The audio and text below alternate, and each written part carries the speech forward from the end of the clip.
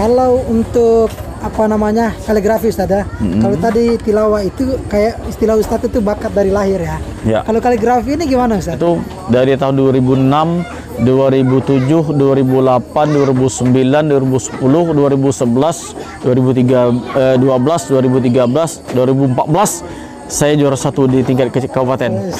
Kalau perkembangan kaligrafi sudah mulai bagus. Sudah mulai bagus anak-anak kita. Dah ada sampai ke nasional malah. Sudah ada sampai Ya tahun 2020 si Ragil kan?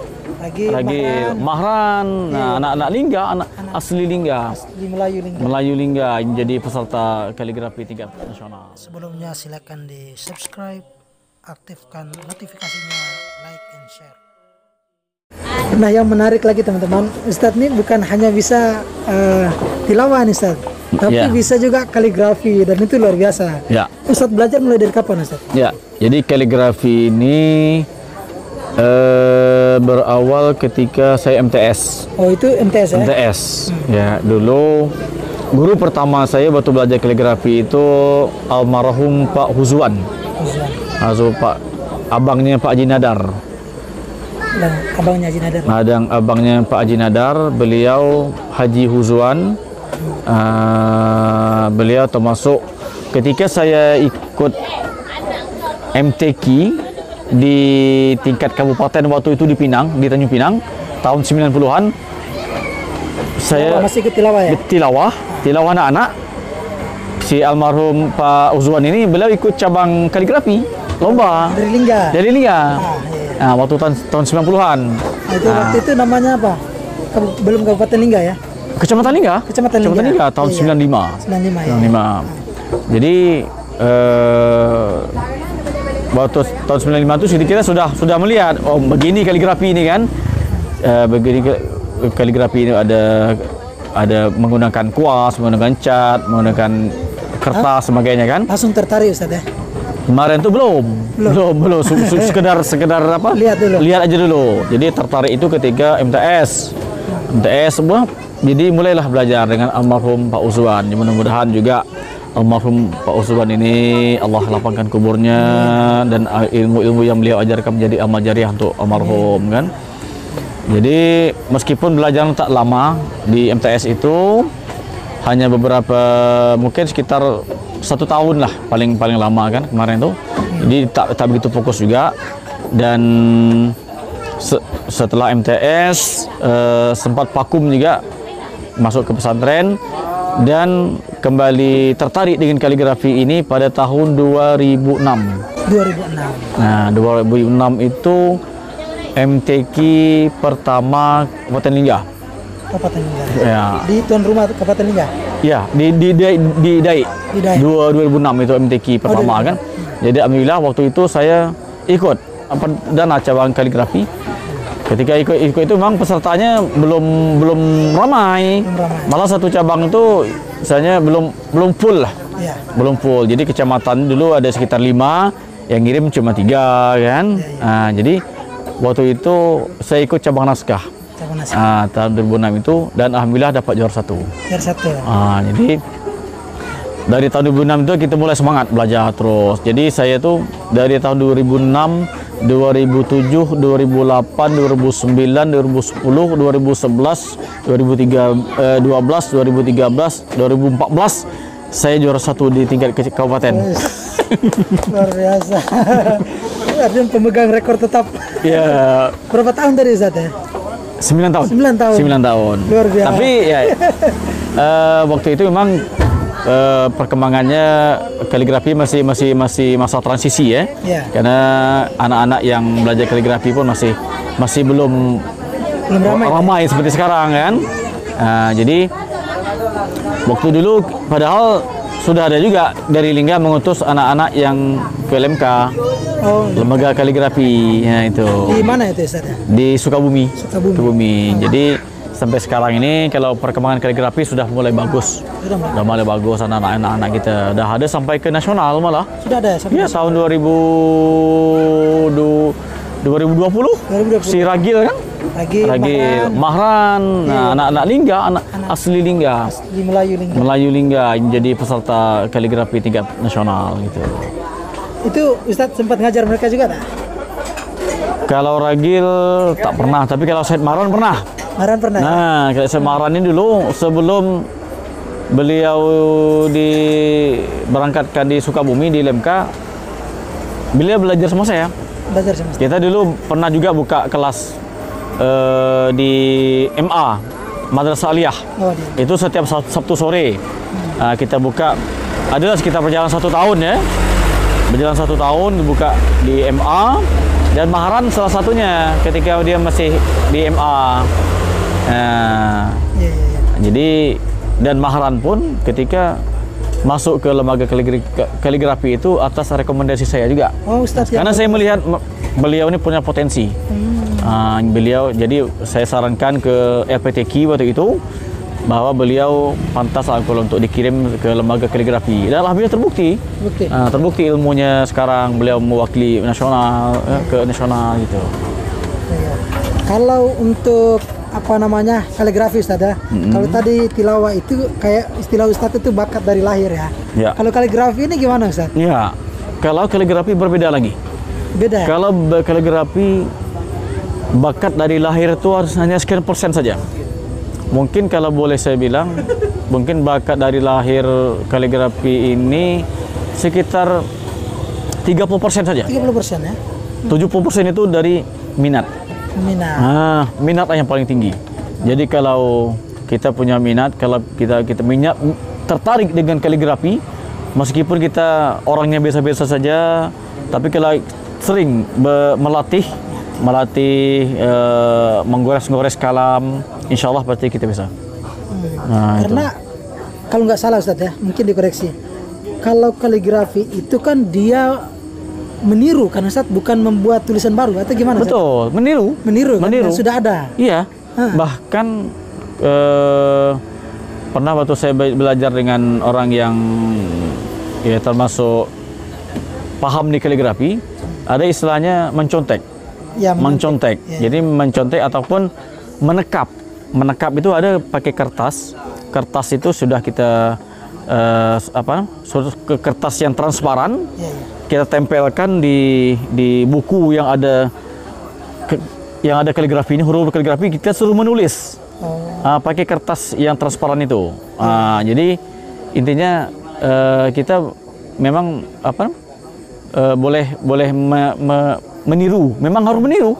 Karena standar hurufnya itu ada kan, standar huruf kaligrafi, kaidah-kaidahnya, rumusnya ada. Jadi kita harus mengikuti sesuai dengan petunjuknya, dengan kaidah-kaidah kaligrafi itu. Ustadz sendiri lebih di antara dua ini dulu lebih suka yang mana? Kalau saya lebih banyak autodidak. Memang dulu tuh kita termasuk buku kaligrafi itu banyak kita beli. Saya beli ya dari waktu pas ikut MTQ, ada kita jumpa buku panduan kaligrafi kita beli. Jadi kalau saya dulu lebih banyak ke autodidak. Jadi kita di rumah kita sering latihan. Dan berawalnya waktu saya masih di Aliyah. Di Aliyah. Jadi memang suka menulis tulisan Arab itu. Di buku-buku biasa kita menulis. Memang itulah tertarik dari awal di situ. Makin tertarik. Jadi akhirnya setelah Aliyah, setelah pulang sini, makanya langsung tertarik dengan kaidah-kaidahnya itu. Jadi tidak asal nulis ya? Tidak asal nulis. Memang kita harus melihat karya-karya master. Harus melihat karya itu. Jadi juara lah ya? Ya sudah juara, betul. Jadi bukan kita mereka tanpa ada buku panduan, tidak seperti itu. Kita harus melihat karya-karya yang master itu kita tiru. Dengan seperti itu. Betul. Ngomong-ngomong Ustadz dulu pernah nyantri di mana Ustadz? Ya. Jadi sejarahnya pernah juga nyantri ya. Kemarin tuh kita setelah tamat MTS di Lingga ini tahun 94 dulu kemarin. Alumni di MTS Lingga ya?